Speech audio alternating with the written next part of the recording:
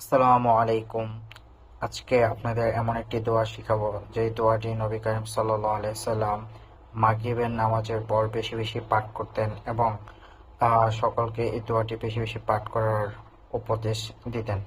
দোয়াটি হলো আল্লাহুম্মা আমসাইনা ওয়া আমসাল মুলকু লিল্লাহি ওয়াল হামদুলিল্লাহি ওয়া লা ইলাহা ইল্লাল্লাহু ওয়াহদাহু লা শারীকা লাহু লাহুল মুলকু ওয়া লাহুল হামদু ওয়া হুয়া আলা কুল্লি শাইইন কাদির।